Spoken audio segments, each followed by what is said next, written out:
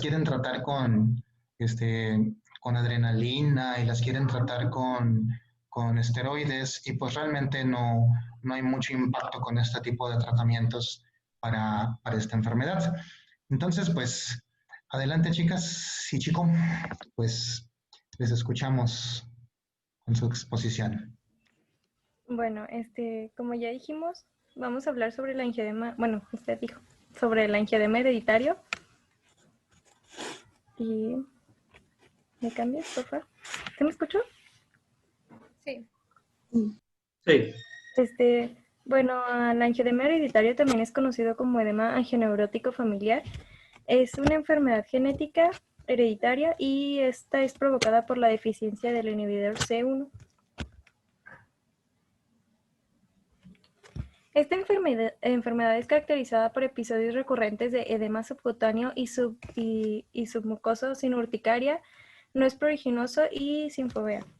Es una inmunodeficiencia primaria y es caracterizada porque es una deficiencia del complemento. Esta es una enfermedad autosómica dominante, lo que significa que los hijos de una persona que tiene este gen tienen 50% de probabilidades de padecer la enfermedad. Ahora vamos a ver los datos históricos. Inicialmente se denominó edema de Quincke por haber sido Heinrich Quincke quien publicó la primera descripción detallada en 1882 al objetivar el cuadro en dos generaciones de la misma familia. Después Strubing en 1885 utilizó por primera vez este término de angioedema para referirse a este trastorno y en 1888 Osler demostró su carácter hereditario. Tradicionalmente se ha denominado también edema angioneurótico y Crowder determinó que era autosómico dominante. A esta denominación, la denominación más descriptiva de este es el angioedema hereditario o familiar por déficit de C1 inhibidor, que explica la causa de la enfermedad. Sí. Perdón.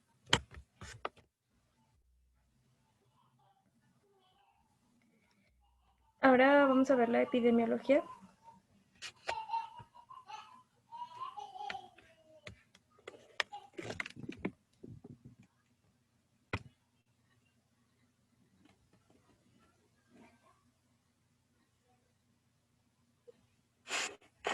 Bueno, tiene una incidencia de 1 por cada 10.000 o de 1 cada 50.000 personas. Y esta enfermedad no tiene ni predominio de género ni diferencia entre grupos étnicos. Y el 25% de estas enfermedades es causada por una mutación de novo. ¿Alguien sabe a qué se refiere esto?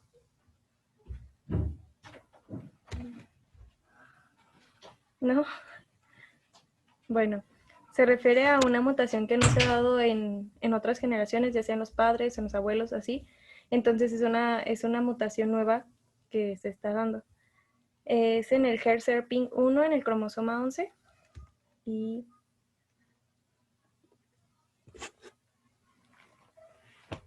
y esta enfermedad inicia en la infancia alrededor de los 2 o 3 años de edad y más de la mitad de los casos presenta síntomas a los 10 años. Esta es una enfermedad que, como ya lo dijo el doctor, se suele confundir mucho con una anafilaxis o algo así, porque pues realmente es edema y suele tardarse de 8 a 10 años en diagnosticar. Y la parte más, bueno, la parte más peligrosa es cuando hay un edema en vías aéreas superiores, porque como al no reaccionar cuando ocurre un episodio de estos en las vías aéreas superiores, los doctores suelen aplicar cosas antihistamínicos porque creen que es una alergia, pero estos no funcionan y es por esto que tiene un 30% de mortalidad cuando ocurre en esta parte.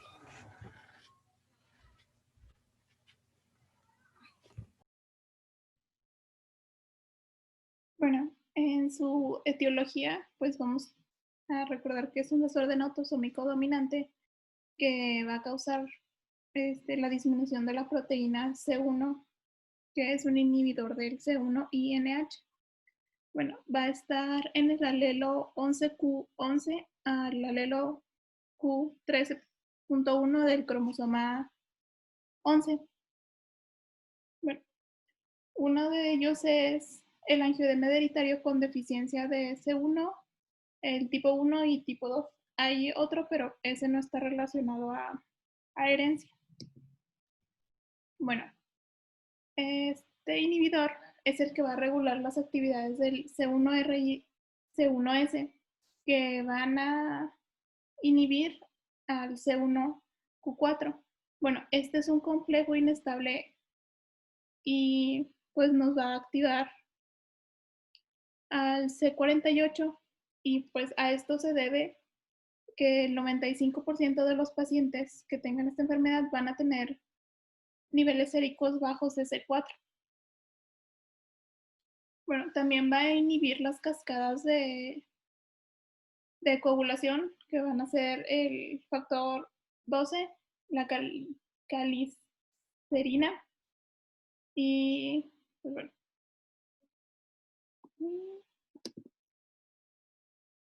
Bueno, esta va a actuar sobre un complejo de los quinógenos que van a liberar la bradiquina.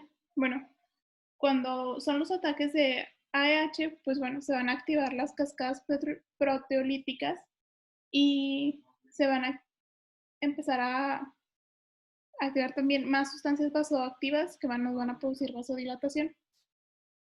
Los dos principales mediadores de la AEH pues van a ser la quinina C2, que se va a generar a partir de la activación de la vía clásica del complemento, y la bradiquina, que se va a generar a partir de la activación del sistema de contacto.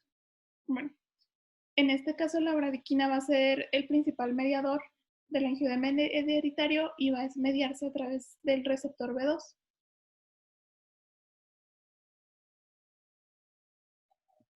Y, bueno, la bradiquina es un péptido de bajo peso molecular que va a intervenir en los procesos inflamatorios.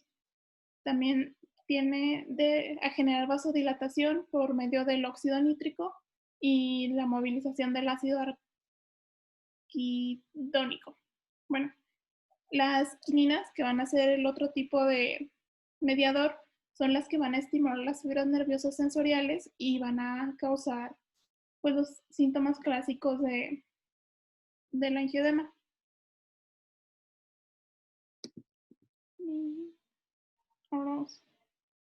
Bueno, aquí tenemos que va a estar la activación de estos por medio de el factor 12. Pues nos va a producir por el medio del sistema de contacto la bradiquina y por medio de la caliceína la cascada fibrinolítica, que igual nos va a dar bradiquina, y estos dos procesos nos van a producir el angioedema. Pues son los mismos. Bueno, la bradiquina va a conducir la unión de las células, provocando que su unión desaparezca al momento de contraerse. Y bueno, el resultado final es el aumento de la brecha entre las células del endotelio vascular y va a permitir que haya un transporte intravascular hacia el tejido, y es como clínicamente vamos a ver el angioedema.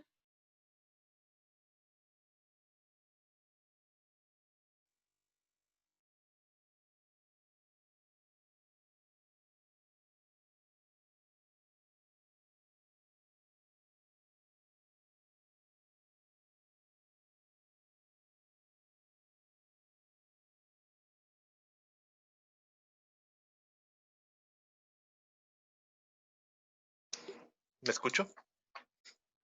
Sí. Excelente. Bueno, yo les voy a hablar del cuadro clínico. ¿Le das, por favor? Bueno, principalmente tenemos que saber que alrededor del 5% de los pacientes con angioedema hereditario van a ser asintomáticos. Y un 25% van a tener los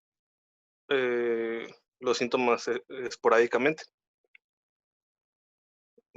Los síntomas prodrómicos, o sea, los iniciales, pueden ser parestesias, eritema marginado, síntomas gripales, irritabilidad,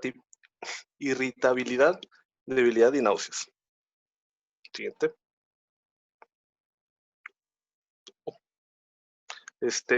Los síntomas atípicos, es eritema marginatum en los niños, cefalea, por edema cerebral, retención urinaria y pancreatitis. Siguiente.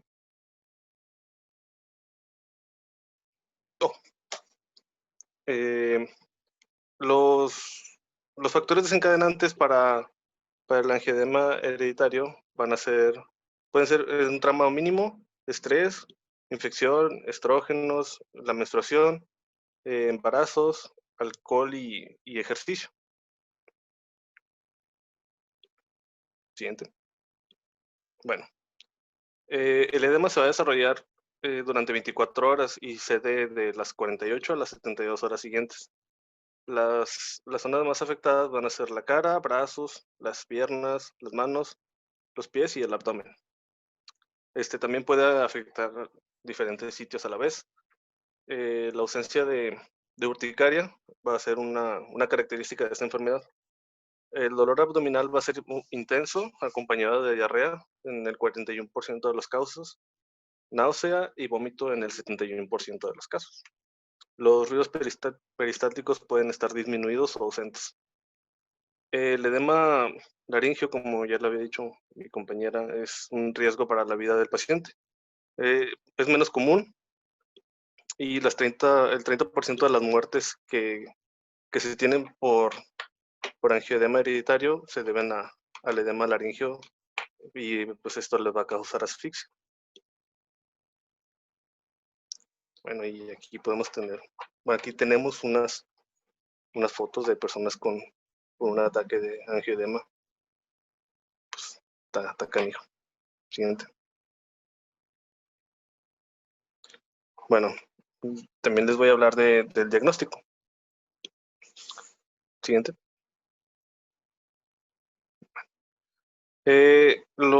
Vamos a empezar por los criterios clínicos y los antecedentes familiares pueden estar ausentes en un 25% de los pacientes. Los criterios mayores van a ser el angioedema subcutáneo no inflamatorio autolimitado, sin urticaria y recurrente por más de 12 horas de duración. Dolor abdominal con remisión espontánea, sin una etiología clara, y pues tiene que ser recurrente con duración superior a 6 horas. Y también puede ser edema laringio, y ese también tiene que ser recurrente. Y un criterio menor va a ser el historial familiar de angioedema o dolor abdominal y, bueno, los edemas laringios recurrentes.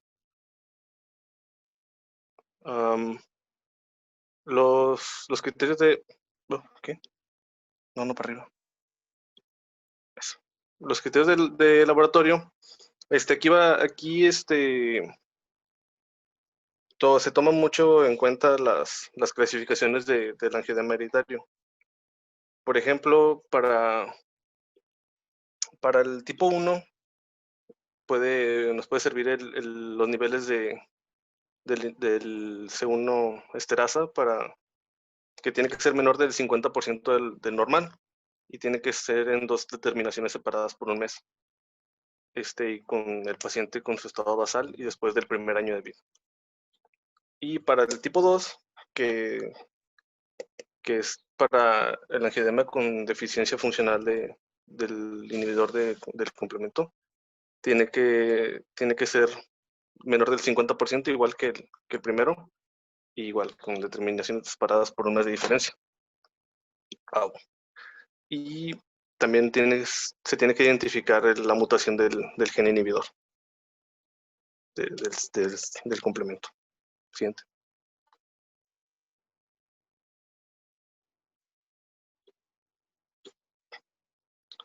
Bueno, también tenemos otro tipo de angioedema, pero bueno, no es tan relevante, así que siguiente.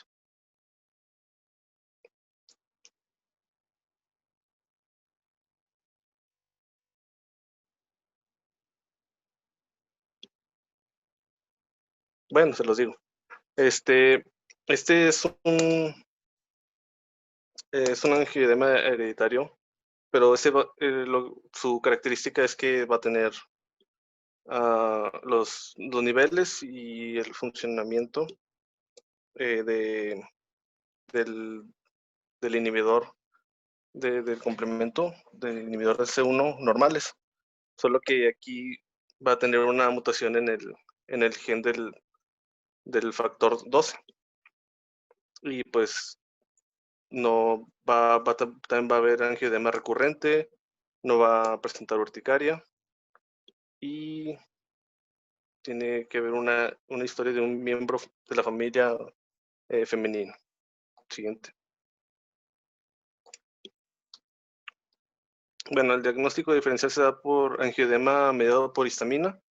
Este va a presentar urticaria y tiende a responder a antihistamínicos y esteroides. También el angioedema adquirido por medicamentos, por IECAS, las gliptinas y AINES, y también por angioedema idiopático. Siguiente. Bueno, el tratamiento. Siguiente. Aquí vamos a tener 3 estrategias para el tratamiento que consta por la profilaxis a corto plazo, tratamiento de urgencia y profilaxis a largo plazo. Y estos medicamentos se van a dividir por su mecanismo de acción, que van a ser fibrinolíticos y concentrado recombinante de inhibidor de C1 y concentrado plasmático igual del inhibidor de C1, aumento de síntesis del inhibidor de C1 y inhibidor del receptor receptor B2. Siguiente. Bueno, el primero va a ser el concentrado de inhibidor de C1 derivado del plasma. Su mecanismo de acción va a bloquear la ruta clásica del complemento al activar los componentes enzimáticos activos, el C1S y el C1R. Y también va a inhibir la calicreína plasmática, que pues esta ya sabemos que va a ser precursora de la bradicinina. Tenemos en esta una buena seguridad y tolerabilidad, y eso no lo entendí muy bien, pero no se va a relacionar con el virus de la hepatitis B, el C y el VIH. No estoy seguro de eso. Y otra cosa, perdón. ¿Qué es lo que dices que hace este C1 inhibidor derivado de plasma?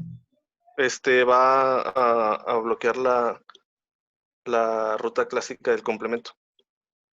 Y también va a inhibir la calicreína para que no se libere bradicinina. Pero entonces, a ver, una persona que tiene angioedema hereditario no está produciendo esta sustancia, C1 inhibidor, esterasa, y entonces por eso es que le ponen este preparado, el Berinert, o hay algunos otros nombres, inclusive. Entonces le dan el concentrado C1 inhibidor. ¿Y cuál es la función que va a tener este concentrado en el cuerpo? Pues inhibir al C1. Okay. ¿Para qué? Para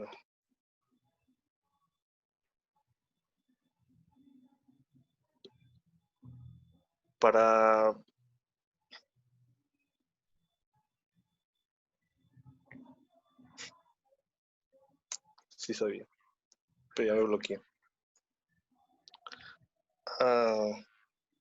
¿Alguien más del equipo puede responder? Estás introduciendo el inhibidor del que hay deficiencia, entonces el proceso... Entonces ya no hay deficiencia del inhibidor. ¿Y qué hace ese inhibidor? Obviamente es un inhibidor C1, pues inhibe C1. ¿Y eso para qué queremos que se inhiba?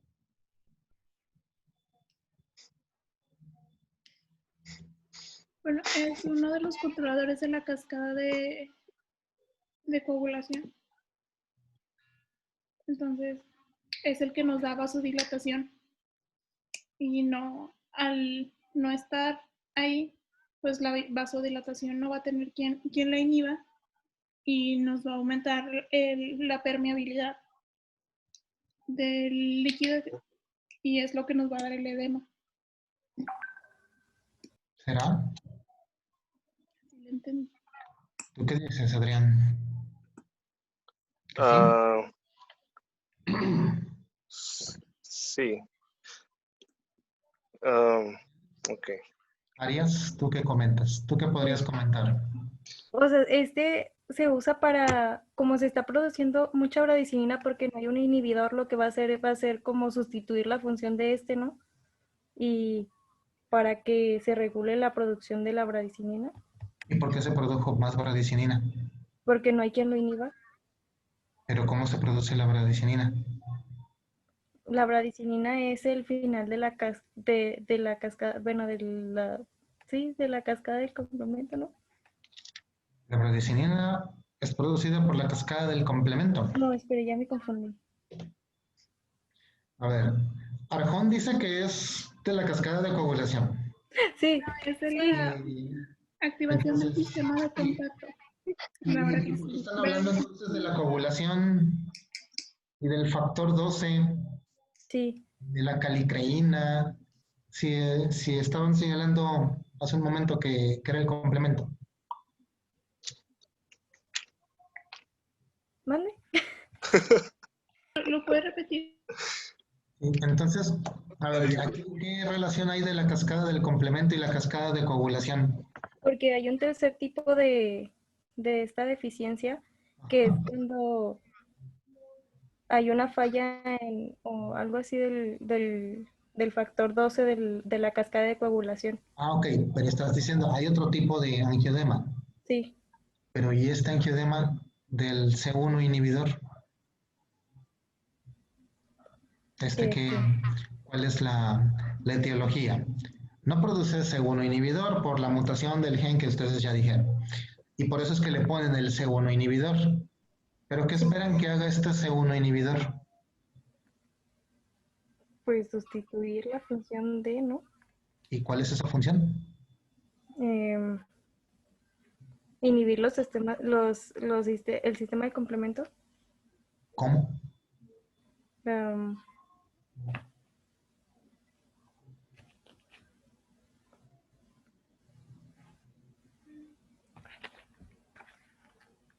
mm,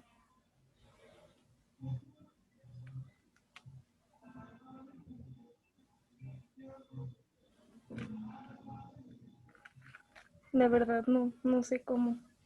¿Me tocó explicar el tratamiento? ¿Eh? Nos A tendría que ver, explicar a ver. qué es lo que hace Es el que C1 inhibidor. sí sabía, sí sabía. A veces no. Am, este, o sea, el C1 inhibidor va, pues como su nombre le dice, va a inhibir la cascada de complemento, Ujú. porque pues ¿Cuál cascada? Hay tres. está la clásica. Ok. Entonces, ¿Y por qué inhibe esa? el C1 tiene dos componentes enzimáticos, Ajá. C1S y el C1R. Ujú. En realidad Entonces, tiene tres. Antier platicábamos que tenía tres. bueno, sí. C1Q, C1R y El C1. C1, el C1, pero tengo entendido que, que aquí los que causan el problema son el C1S y el C1R. ¿Qué problema causan? Ay, pues ya no me acuerdo. Que no es la desregulación de la cascada de complemento y el sistema de contacto.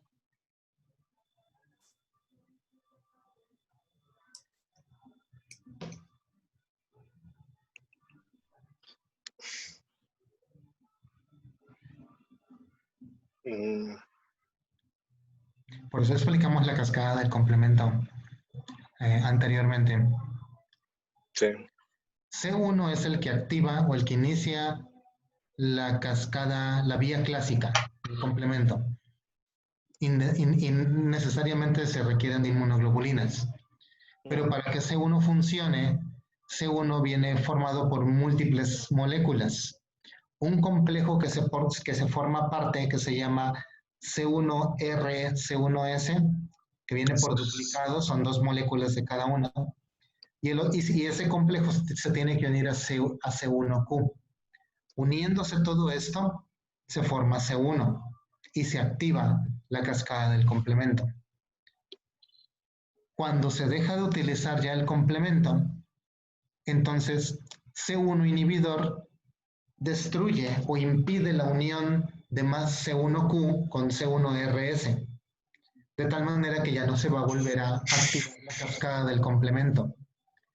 Pero si hay gente que tiene una mutación en el C1 inhibidor, cuando ante una infección o ante una situación se active la vía clásica del complemento, se va a empezar a formar C1 y va a suceder todo esto que platicábamos de opsonización, marcaje, inflamación y lisis de células, pero nadie la va a detener, no se va a inhibir y la inflamación va a continuar.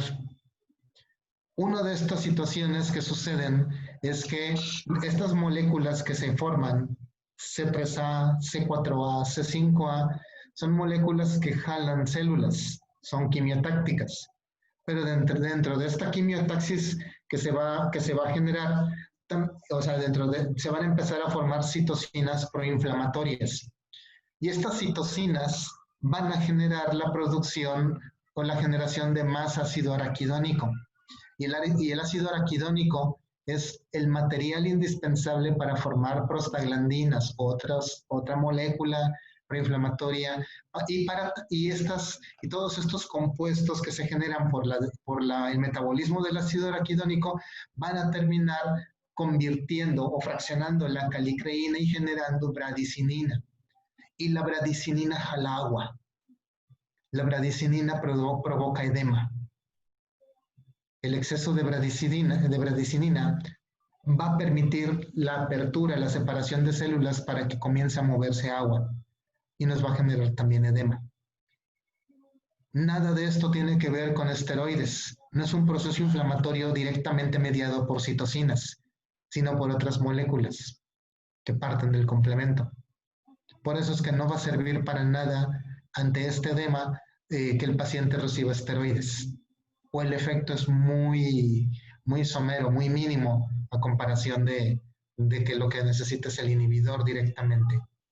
Esto que mencionan de que no se relacionan con hepatitis B, C y VIH, va más en alusión a que antiguamente muchos de los tratamientos de sustitución enzimáticas y de componentes de la coagulación, el factor 8, el factor 9, el factor 12 de coagulación y algunas otras sustancias que se transfieren en sueros, corrías el riesgo de poder transmitir algún virus en este tipo de preparados. Ya hace muchos años que se eliminó ese riesgo, pero bueno, es algo que todavía se sigue poniendo en las etiquetas de este tipo de fármacos. Nada más. Ok, ¿qué más? Ok, bueno, según este medicamento, según las estrategias, pues se puede usar para tratamiento de urgencia, profilaxis a corto plazo y a largo plazo. Siguiente. Bueno, y el concentrado del inhibidor de C1, pues recombinante, tiene el mecanismo de acción igual, por así decirlo, al anterior. Va a ser el inhibidor de C1. Entonces, este va a tener una vida media plasmática de 3 horas. Y pues igual que el pasado, se usa para tratamiento de urgencia, profilaxis a corto plazo y a largo plazo.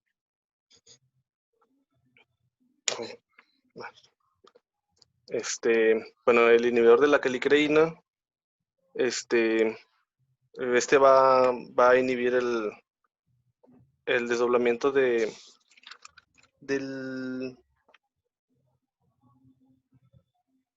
¿cómo se llama?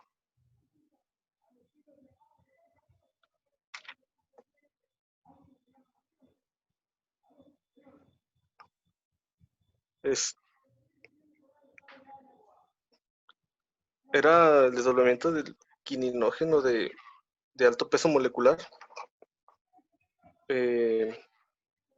Y también va a inhibir la activación del factor 12. La vida media plasmática va a ser de 2 horas y la anafilaxia se reporta de un 3 a un 4% de los pacientes. Este va a ser un tratamiento de urgencia y también de profilaxis a corto plazo. Inhibe el desdoblamiento de la calicreína de alto peso molecular. Oh. Sí. Gracias. Siguiente.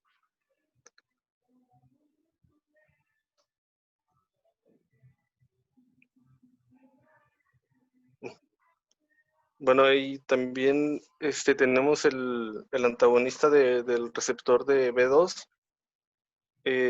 Bueno, este va a ser un antagonista competitivo y selectivo de este receptor y también inhibe la unión de la bradicinina a este mismo receptor. Tiene una vida media plasmática de 1 a 2 horas y también tiene reacciones adversas, eritema, dolor, roncha, prurito, náuseas, fiebre, cefalea, dolor abdominal, elevación de las transaminasas. Y pues su uso también es para las tres estrategias del tratamiento.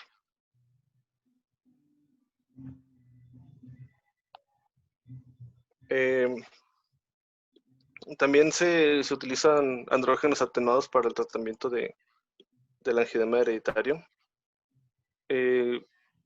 Estimula la síntesis hepática del inhibidor S1. Estuve buscando y encontré que el mecanismo de acción no se conoce muy bien, o no encontré información sobre eso.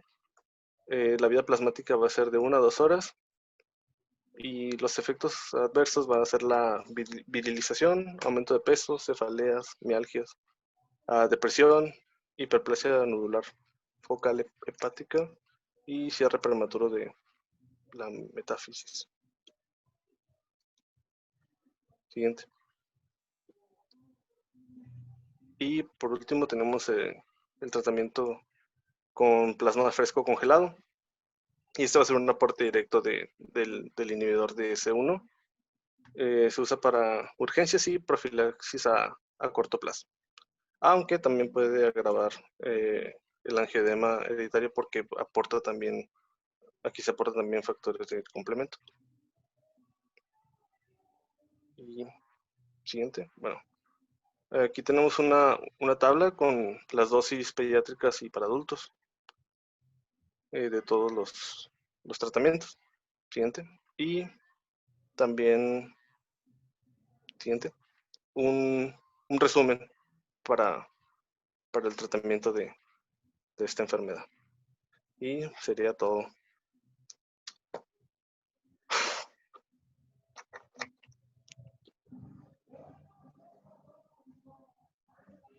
Ok, ¿traen preguntas? Adelante. Sí, también tenemos preguntas. Lo olvidaba. Bueno, hicimos 6 preguntas y escogimos 6 números al azar. ¿Está bien? La primera es ¿con qué otro nombre se le conoce al angioedema hereditario? Y no sé quién sea el número 6 de la lista. Creo que yo. ¿Tú eres 6? Sí. Bueno. Es edema angioneurótico familiar. Sí. La segunda pregunta es, ¿qué incidencia tiene y quiénes se ven más afectados en esta enfermedad? ¿Quién es el número 9 de la lista?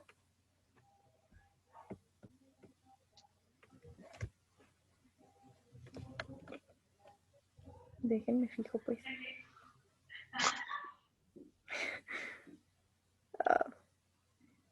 Ahí voy, ¿eh?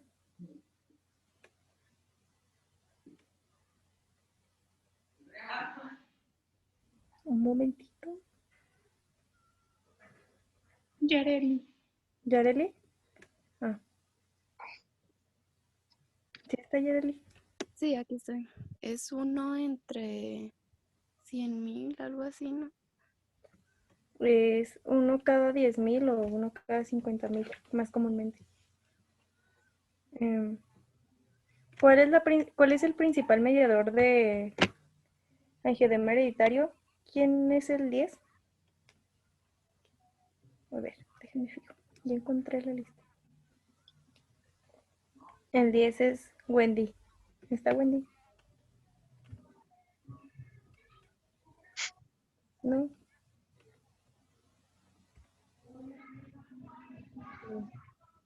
¿Alguien más que quiere contestar?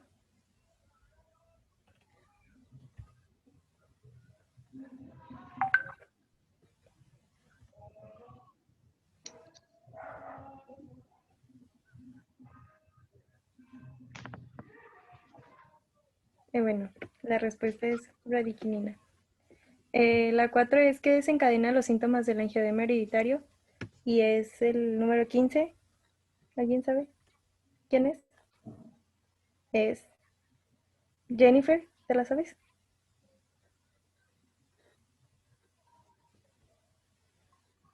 ¿No está Jennifer? ¿O no quieren hablar? Mañana. Bueno, Participan, se los estoy considerando también, es parte de su participación en clase. ¿No sería el estrés un trauma? Las quininas. Y creo que también diarrea, náusea y vómito, ¿no? son las... ¿Quién dijo quininas? Yo, Fernanda. ¿Quién? Fernanda. La jefa. Oh, perdón. ¿Cuáles son las estrategias de tratamiento del angioedema hereditario? Es el 21. ¿Cintia? ¿Está Cintia?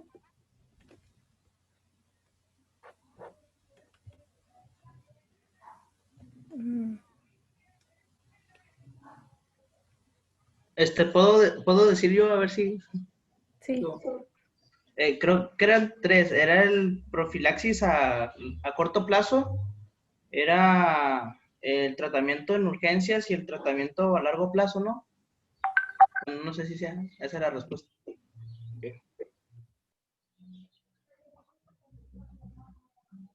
¿No son los inhibidores del C1, Cristel?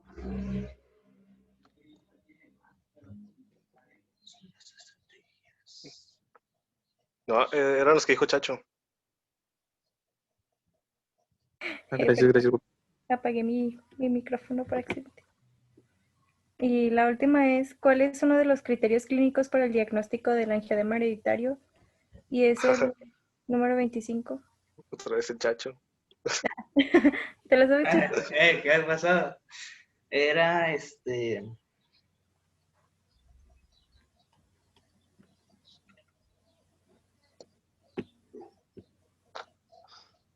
creo que era, bueno, no sé, creo que fue cuando, que era el 5% eran los asintomáticos, el 25% eran los síntomas ¿cómo era? Podrómicos, algo así. No, No, a ver. chale coco. Igual alguien se la puede robar. ¿Puedo contestar yo?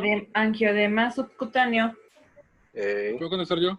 Dolor abdominal. ¿Puede ser recurrente mayor a 12 horas? A ver, se me hace que respondió primero esta Perla. ¿Sí, Perla? Tú dijiste angioedema subcutáneo. Angioedema subcutáneo. No. se la ganó.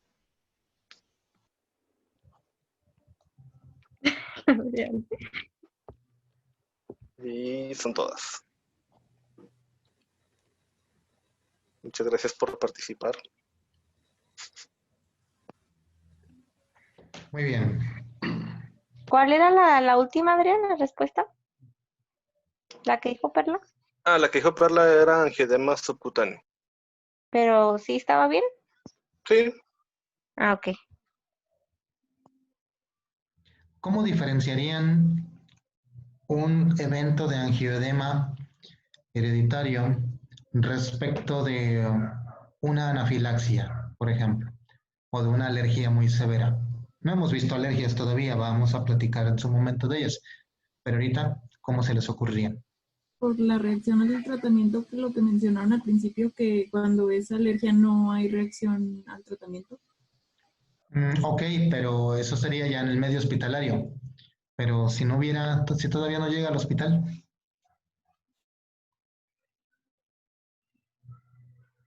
Y no tiene antecedentes en la familia de que haya angioedema hereditario.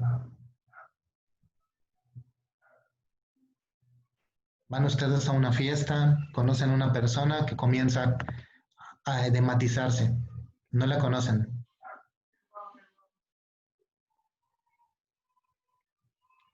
¿Cómo discriminarían entre una alergia y un angioedema?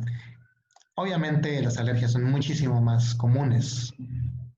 Incluso las anafilaxias son más comunes que un angioedema. Pero ¿cómo harían esa ¿Sería la discriminación? urticaria? La urticaria. En el angioedema no hay comezón. No, por eso, o sea, en el angioedema no se encontraría la urticaria. Y en la anafilaxia, pues sí existiría, sería como ¿cómo le explico? Como la diferenciaría. La principal sería el hecho de no observar el prurito, comezón. En los estados alérgicos, eso es algo muy común porque va relacionado con la producción de histamina. Y la histamina va relacionada con la hiperestimulación de mastocitos y de eosinófilos.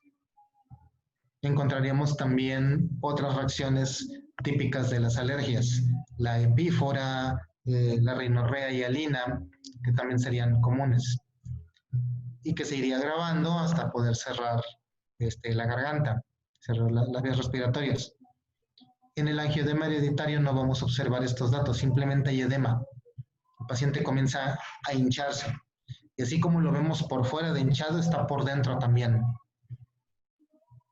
Y suele haber un antecedente infeccioso. Alguien tuvo que detonar la vía clásica del complemento, o suele haber algún otro antecedente de los que señalaban previamente. Una situación de estrés metabólico, también el hecho de ejercicio extenuante, no nada más actividad física, sino ejercicio extenuante directamente, que pueda favorecer el movimiento de anticuerpos, el movimiento de C1 y la activación para que se desencadene todo esto. En el caso de las mujeres, podría ser embarazo o un periodo menstrual. Podría llegar a desencadenar un cuadro de angioedema. Entonces, serían estos detalles. Obviamente, llegando al hospital, van a pedir toda una serie de batería de pruebas de laboratorio. Si piensan que se trata de un evento alérgico, muchas veces no estaría incluso de más la biometría hemática, el conteo de eosinófilos, el conteo de anticuerpos, y van a ver que todo esto está normal.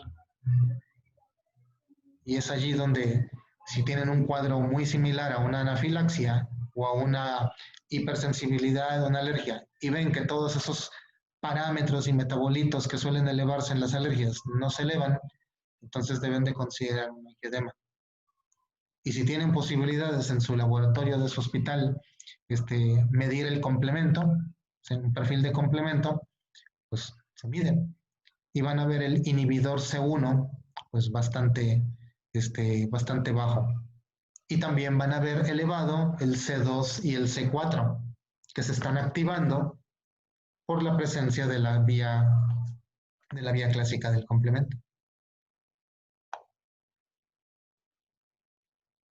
¿Se han llegado a preguntar cuánto cuestan todos estos tratamientos que nos mostraron ahorita?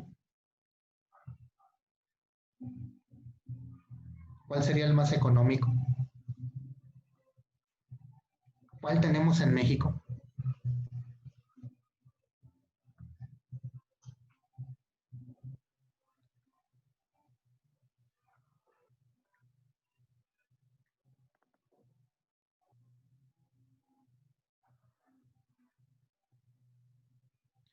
Lo óptimo sería que pudiéramos utilizar, administrar el C1 inhibidor en terapia de reemplazamiento o incluso el recombinante, que causa menos reacciones adversas, pero es caro.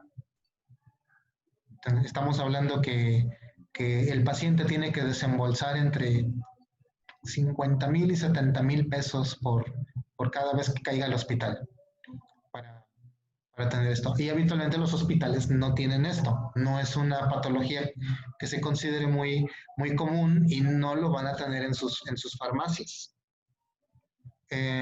Casi siempre es el paciente que tiene que comprarlo y lo tiene guardado en su refrigerador. Y ya que tienen antecedentes de que ya se murió el primo, ya se murió la tía, de lo mismo, ya se hicieron estudios y se saben que también están enfermos, pues lo compran. Y cuando caen enfermos con un cuadro de angioedema, pues van al hospital y ya llevan su termo con su fármaco de ellos para que se los administren. Algunas personas llevan hasta una placa señalando que presentan ellos angioedema. Es muy costoso. Aquí en México utilizamos simplemente los antagonistas, estos que señalaban casi en el último caso, el ácido tranexámico y el danazol, que estos amortiguan un poco el cuadro clínico, pero se presenta el cuadro. O sea, simplemente es que se les dan este tipo de tratamientos para disminuir un poco la intensidad, pero van a pasarla muchos días en el hospital. Y lo más común y más económico sería una transfusión de un paquete sérico, en donde le administran el suero de otra persona, que obviamente allí va a llevar el inhibidor C1 de manera natural, y pues se lo ponen al paciente, pero con el riesgo de que también se puede agravar, considerando que como no va purificado, pues también, así como le están pasando C1 inhibidor, también le están pasando más C1 para activar más C2 y C4 y se sigue activando. Entonces, son medidas un tanto heroicas para el paciente, pues, el médico pues nada más los pone, heroicas para el paciente, que es el que tiene que aguantar su cuadro clínico de esa manera. Entonces, son cosas costosas, son tratamientos que a veces el paciente termina muriendo, no porque no exista tratamiento, sino porque no tiene al alcance los medios para poder atenderse de una buena manera. Pero existen. Las estadísticas dicen que hay más casos de los que se reportan. Se llega a señalar una frecuencia hasta de 1 en 75,000 casos, pero por ahí se llega a decir que realmente son 10 veces más esa cantidad. Por eso es que a veces se maneja hasta 1 en 10,000, pero es una estimación más que un dato exacto, porque muchos de estos pacientes van a morir y van a ser catalogados como una alergia muy fuerte. Una alergia a quién sabe qué. Hay gente que le pasa así, que comió algo y no se acuerda la gente y se murió, porque comió algo que le resultó una alergia muy fuerte. Y que ni los esteroides le hicieron, así lo van a llegar a manejar. Y realmente pudo haber sido un angioedema. Y a veces, si no se conocen este tipo de diagnósticos, nunca, o al menos si no se conocen este tipo de cuadros clínicos, nunca se van a diagnosticar. No en todos los hospitales van a tener un inmunólogo o un alergólogo o un genetista que pueda apoyar en los diagnósticos, y todo queda en la sala de urgencias. El paciente que lo llevó a la ambulancia, que estaba muy bien y simplemente comenzó con el edema, y cuando llegó a la ambulancia estaba todavía bien, respondía, ya cuando llega al hospital ya está cayendo en shock, o está teniendo ya un colapso orgánico múltiple y se mueren los pacientes. ¿Y de qué se murió? Alergia y anafilaxia. Y una anafilaxia, dicen, anafilaxias muy severas, así, porque hasta suelen decir eso, así, de que no le hizo la adrenalina, no le hizo el esteroide, y le metimos muchos esteroides. Pero no funcionó. Pues claro, porque no era anafilaxia, no era alergia, era otra cosa. Y a veces la familia comenta, sí, pobrecito, ya qué mala suerte. Y tenemos en la familia otros casos que también se han muerto de alergia. Como que nos pega muy fuerte las alergias a nosotros. Y resulta que es una familia con angioedema que nunca ha sido diagnosticada. Entonces, todo ese tipo de cosas deben de llamar su atención. Cuando vean cuadros clínicos así medio atípicos, medio que no son como se los habían explicado, como que no sabían, como que no eran del libro esos, muy raros, consideren que deben de ser evaluados de otras formas, quizás se trata de otra enfermedad, y no de lo común. Muy bien. ¿Quién sigue? Seguimos nosotros, doctor. Adelante. Hemoglobinuria. Hemoglobinuria paroxística nocturna. Sí. Qué interesante esta enfermedad.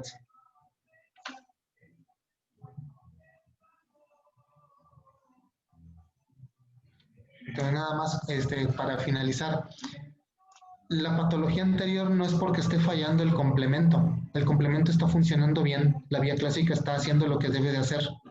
Pero nadie la está deteniendo. O sea, comienza a actuar, pero se queda funcionando durante mucho tiempo. Y eso es el detonante del cuadro clínico.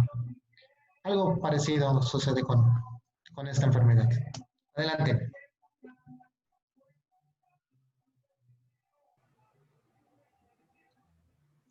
Bueno, nosotros vamos a hablar sobre hemoglobinuria paroxística nocturna. Y la definición es un trastorno adquirido, poco frecuente de células madre hematopoyéticas y por lo tanto puede afectar a eritrocitos, leucocitos, trombocitos y algunas células endoteliales. La HPN o hemoglobinuria paroxística nocturna es un trastorno clonal de células madre hematopoyéticas que se manifiesta con anemia hemolítica, insuficiencia de la médula ósea y trombosis. Y esta surge como consecuencia de una mutación somática de un gen, que es el gen PIGA o PIGA, cuyo producto proteico es la glicosiltransferasa, que es un componente esencial de la vía biosintética que genera la glicosilfosfatidilnositol, que es GPI, no la de Facebook, la GPI de genética, es la que sigue. Y las mutaciones de este gen PIGA que dan lugar a la HPN provocan ausencia casi completa o completa de expresión de todas las proteínas que están ancladas a GPI.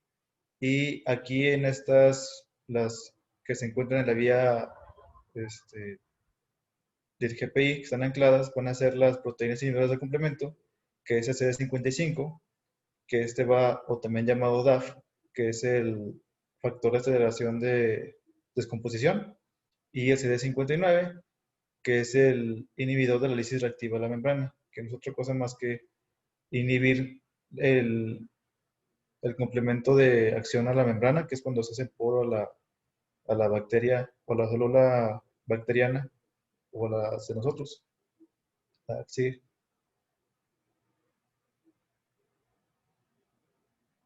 Siguiente. Y aquí tenemos un cuadro que viene en el libro. Y aquí vemos que en el cuadro donde dice A y donde viene el DAF, ahí va a estar el CD55, pero como va a haber una mutación en el gen PIGA, no va a estar este DAF y por lo tanto se va a seguir desencadenando toda la vía del complemento. Y en la que viene abajo, que es donde dice C9, el CD59 se va a adherir a C7, C8 o C9 para inhibir el complejo de ataque de la membrana. Y aquí es donde va a fallar la detención de la vía del sistema complemento. Y en aspectos históricos, el HPN fue escrita inicialmente por William Gould en el 1866 en Londres, Inglaterra, y le corresponde el mérito de haber descrito que el pigmento excretado en orina no correspondía a glóbulos rojos. Y en 1882, Paul Strubing descubrió la asociación entre la hemoglobinuria y el ejercicio físico y propuso que la normalidad residía en los glóbulos rojos, que al circular por los riñones sufrían hemólisis, y describió la asociación entre la administración de hierro y la crisis de hemólisis. Después, informes posteriores de Marchiafava y Micheli llevaron al epónimo síndrome Marchiafava-Mitchell, y muchos lo llaman así, síndrome Marchiafava-Mitchell o Strubing-Marchiafava y Mitchell. Y ya en 1925, N. King fue quien introdujo el término de hemoglobinuria paroxística nocturna.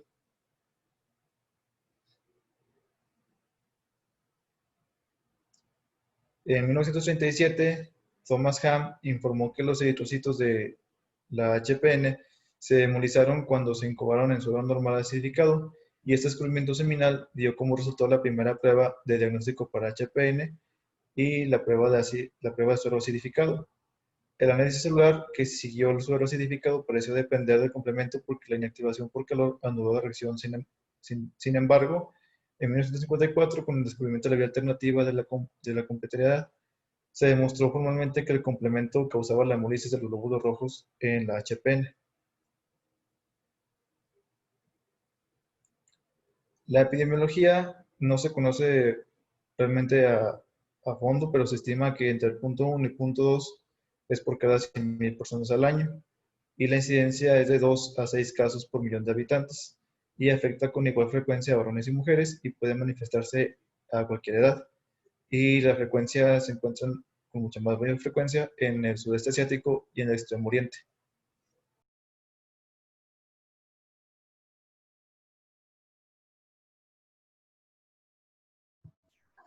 Bueno, luego tenemos lo que es la etiología. Ay, perdón. En la etiología vamos a encontrar que, pues como ya lo mencionó mi compañero, permítanme. Como ya lo mencionó mi compañero, esta es una enfermedad clonal. Es adquirida y causada por una mutación somática en el gen PICA, que se encuentra en el cromosoma X, y va a codificar una proteína involucrada en la síntesis del glicosil fosfatidil inositol, que es el GPI.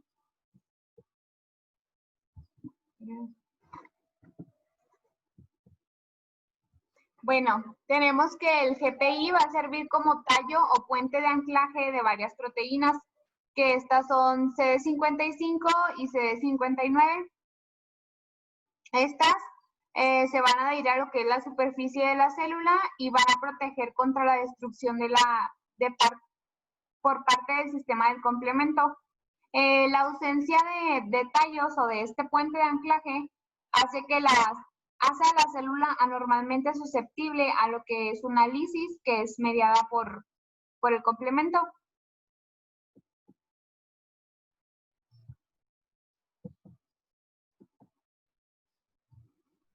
Bueno, esta mutación va a ocurrir en lo que es el stem cell hematopoyético, o es las células madre hematopoyéticas, y da lugar a lo que es una deficiencia parcial o total de la proteína PICA. Esto va a producir una alteración en lo que es el GPI, que es el glucosil fosfatidil inositol, y como resultado vamos a tener que una parte de las células sanguíneas serán deficientes de todas las proteínas que son ligadas al glucosil fosfatidil inositol. ¿Alguna duda, alguna pregunta que tengan hasta aquí? No. Bueno, pasamos a lo que es la fisiopatología. Como ya les dije, es una mutación del gen PICA, que está en el cromosoma X. Esto va a producir la ausencia en la síntesis de lo que es el glicosil fosfatidil inositol, y que va a servir de tallo, de puente de anclaje de algunas proteínas a la superficie de la célula. Estas proteínas como tal, proteínas deficitarias de lo que es la hemoglobinuria paroxística nocturna, vamos a tener proteínas inhibidoras en la actividad del complemento, como va a ser la DAP, que es el factor de aceleración de disociación del complemento, o también llamada CD55, o también vamos a tener otra proteína que es llamada MIR o CD59. En la CD55, esta proteína se va a caracterizar por ser el inhibidor de la lisis de membrana, y la CD59 es cuya ausencia principalmente va a generar lo que es la hemólisis. La proteína DAF se va a caracterizar por destruir lo que es la convertasa S3, y esto va a limitar la acción del complemento y va a evitar lo que es la hemólisis. Y la MIR o CD59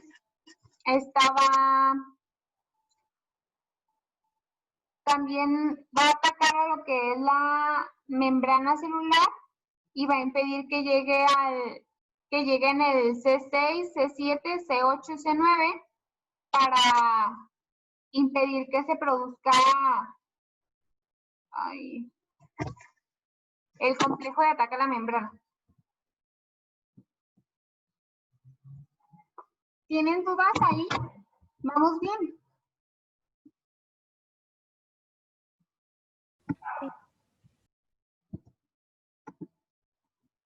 Bueno, ante la deficiencia de estas proteínas, se va a activar lo que es el complemento de ataque a la membrana, y se va a producir la lisis celular. Al no haber nada que lo inhiba, que van a ser estas dos proteínas, la CD45 y la CD59, la CD55 y la CD59, va a atacar esto a nuestras propias células, y es cuando se va a producir la hemólisis. Como resultado, se va a encontrar una alta concentración de lo que es la hemoglobina en plasma, que va a ser la responsable de la captación de ácido nítrico, y la depresión de ácido nítrico nos va a causar la mayoría de los síntomas que van a experimentar los pacientes. Ante la deficiencia de estas proteínas, que es CD55 y CD59, se va a producir, como ya les dije, la lisis bacteriana. Y aquí tenemos un esquema.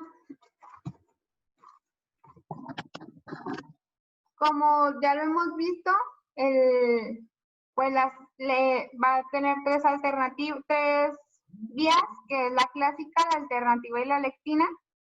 El punto central es la formación de lo que es la C3 convertasa, que esta va a ser capaz de convertir catalíticamente el componente de C3 en C3A y C3B. Va a hacer que se produzcan grandes cantidades de lo que es el C3B y que se unan a la superficie del microorganismo. Esto va a ser como un foco para que se produzcan e inserten más C3B, y es ahí cuando se da la cascada de amplificación.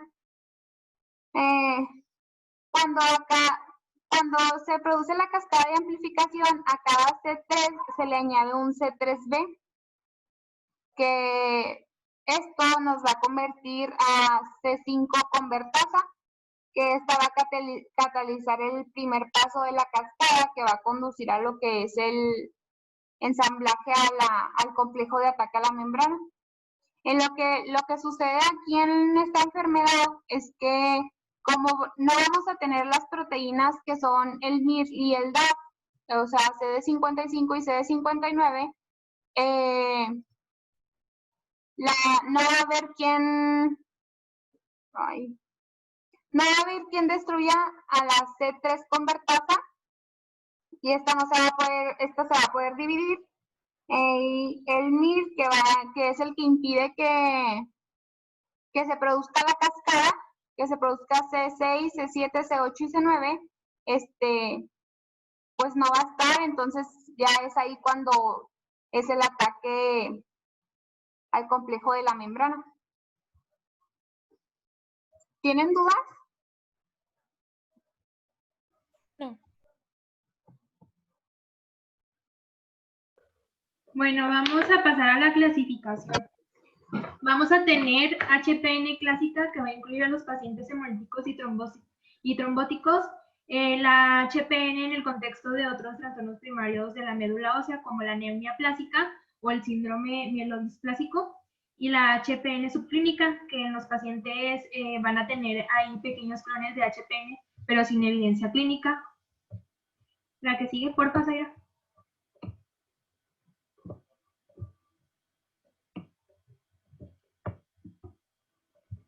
Bueno, en las manifestaciones clínicas, en los signos y síntomas vamos a encontrar que el paciente va a tener fatiga, anemia, disnea, dolor abdominal, disfunción eréctil, disfagia, trombosis y hemoglobinuria.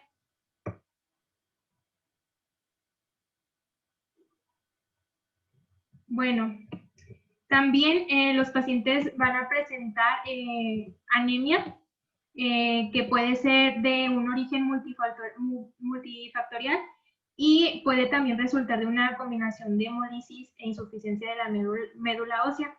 La anemia de estos pacientes va a ser principalmente debido a una insuficiencia de la médula ósea, como lo comenté anteriormente, y por tanto estos pacientes con frecuencia van a tener una médula ósea hipocelular, trombocitopenia más grave, clones de HPN pequeños y recuento de reticulocitos más bajos. La que sigue, Zaira.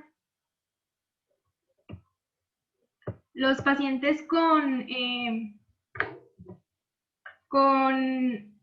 HPN subclínica, como su nombre lo dice, pues van a ser asintomáticos y van a tener recuentos sanguíneos casi normales y van a tener también pocos granulocitos y por lo general van a tener de una menor cantidad del 10% de HPN.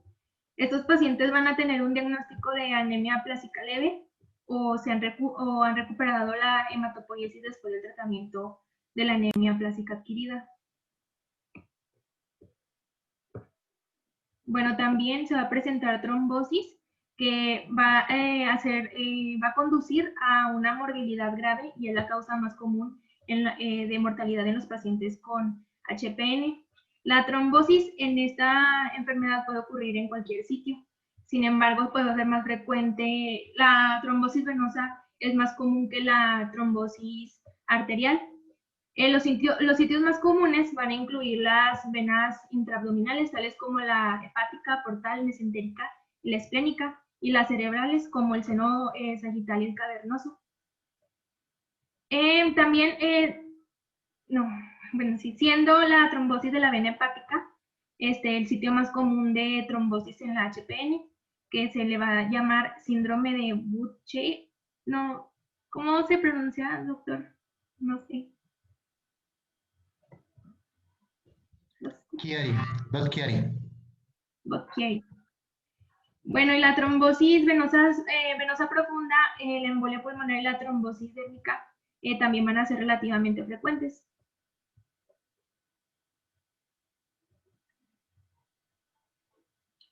La trombofilia en la HPN va a ser también multifactorial. La ausencia de proteínas reguladoras del complemento en clase al GPI, como CD55 y CD59, en las plaquetas de HPN va a conducir a micropartículas protrombóticas.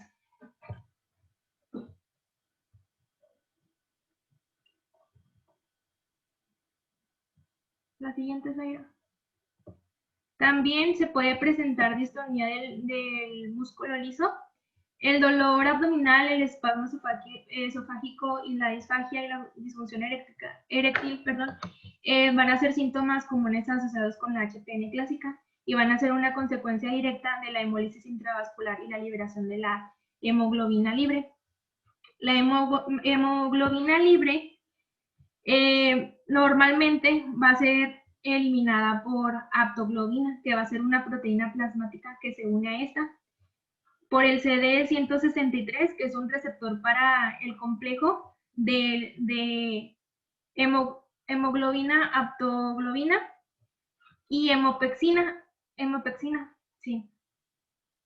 Y estas van a ser los mecanismos de aclaramiento que van a estar disminuidos en la HPN y van a conducir a la acumulación de niveles elevados de la hemoglobina libre en el plasma y pues va a haber un agotamiento del óxido nítrico.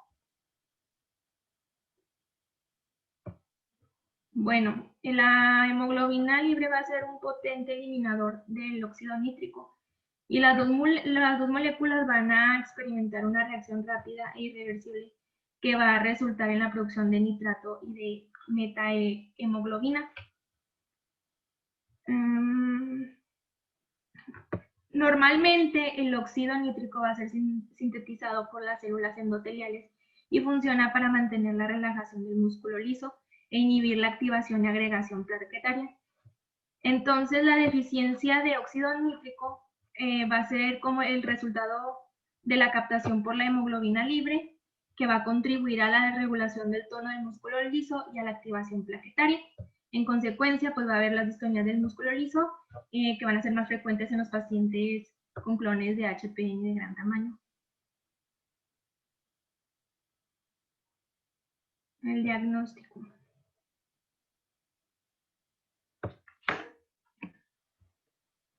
Bueno, la HPN es un diagnóstico clínico que debe de confirmarse con la citometría de flujo para detectar la ausencia o deficiencia grave de GPI-AP. La citometría de flujo es un método analítico que permite la medición rápida de ciertas características físicas y químicas de las células o partículas suspendidas en un líquido que producen una señal de forma individual al interferir con una fuente de luz. Y se detectará pérdida de GPI-AP después de la tinción de células con anticuerpos monoclonales y un reactivo conocido como aerosina fluorescente. La siguiente, Kaira. En el tratamiento, pues el tratamiento va a depender de la forma clínica en que aparezca HPN, ya pues en clásica, en asociada a la anemia plástica o en la subclínica.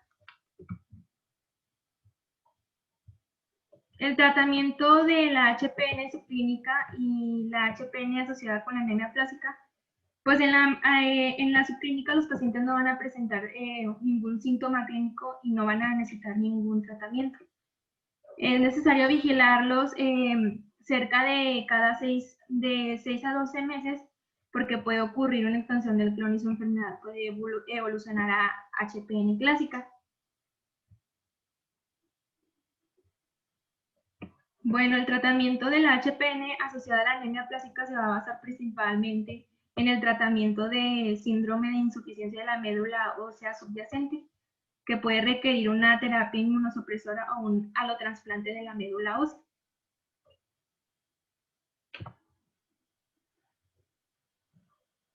Bueno, el tratamiento de la HPN clásica se puede tratar con el eculizumab, que es un anticuerpo monoclonal humanizado que va a bloquear la activación del complemento terminal de C5 y va a prevenir la formación de C5A y de C5b9, así previniendo la hemólisis. Se va a administrar por una infusión intravenosa de 45 minutos y se administra una dosis de inducción de 600 miligramos cada 7 días para 4 dosis, luego de 900 miligramos por 7 días después y luego una terapia de mantenimiento de 900 miligramos cada 14 días.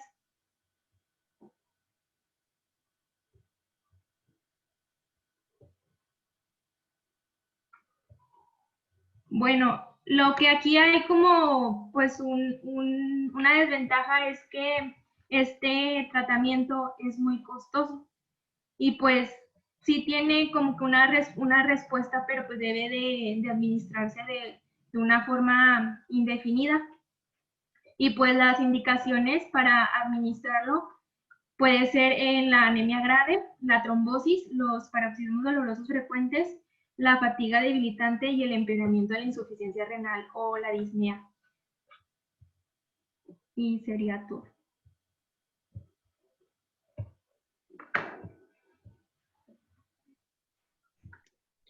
Muy bien, muchas gracias. ¿Preguntas que tengan para sus compañeros?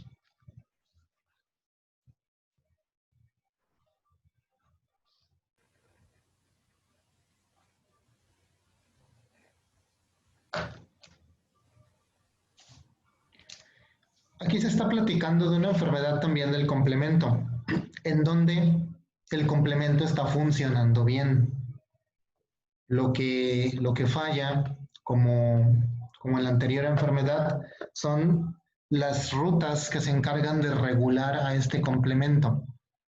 Entonces, de manera natural, aquí nos hablan de una proteína, una enzima, glucosiltransferasa o glicosiltransferasa, que se encarga de, mediante una serie de pasos, generar otra proteína, una proteína transmembrana, este glicosilfosfatidilinositol, el cual va anclado a la membrana, es una proteína transmembrana de muchas células sanguíneas.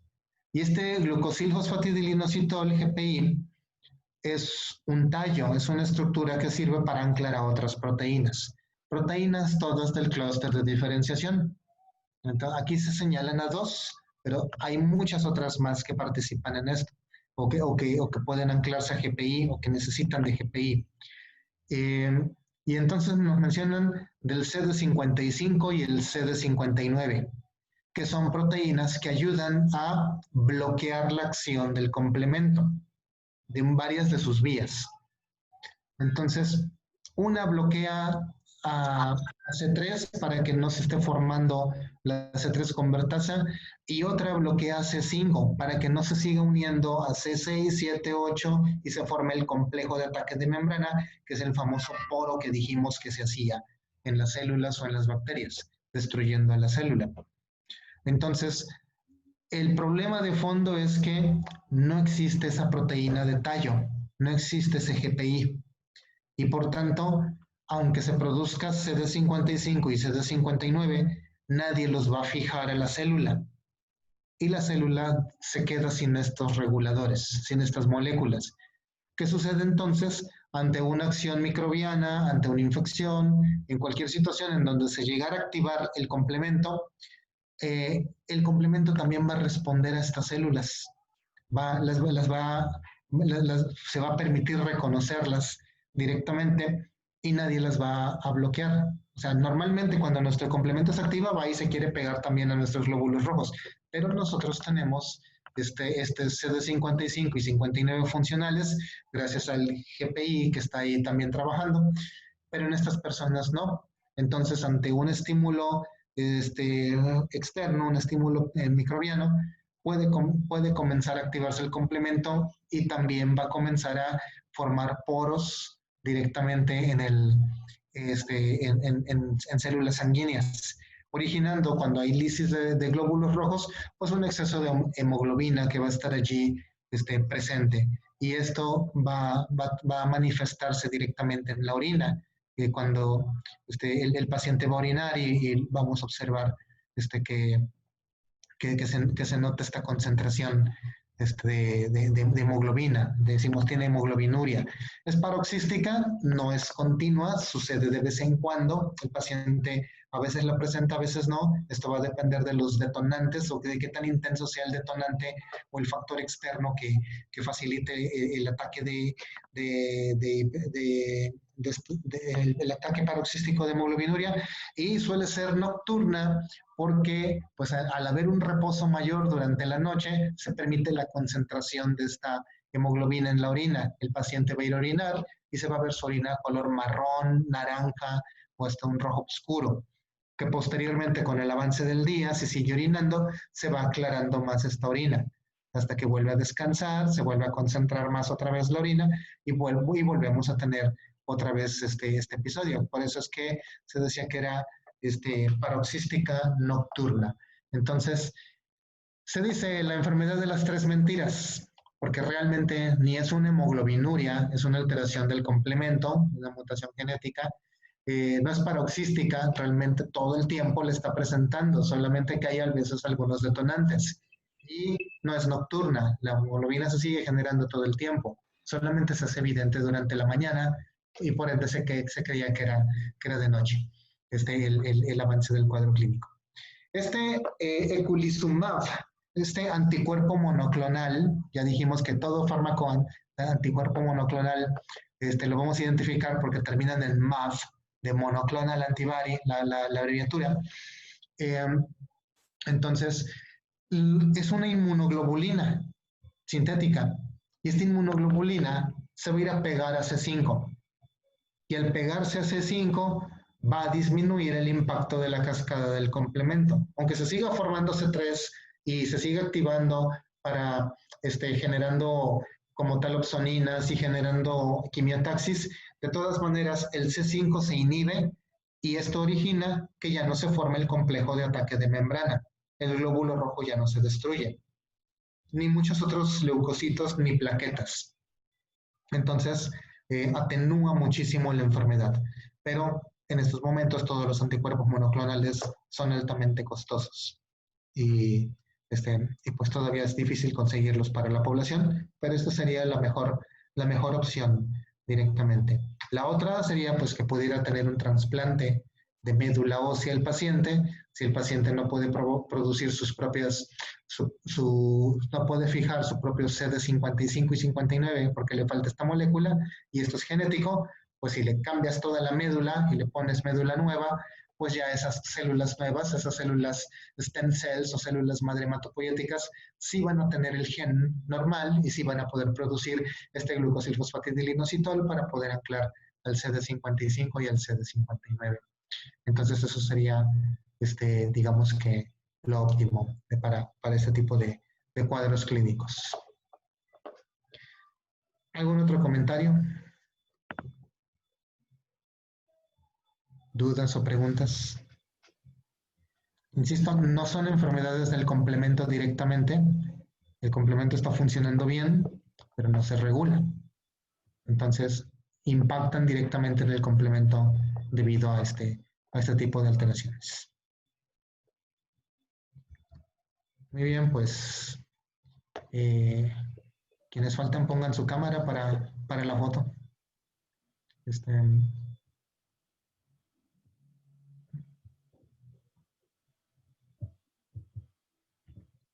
Muy bien. Pues eso sería todo, jóvenes. Nos vemos entonces el martes para iniciar nuevamente el capítulo que sigue, el capítulo 7. Y el viernes continuamos con las exposiciones. Que estén muy bien. Gracias. Hasta luego, doctor. Gracias.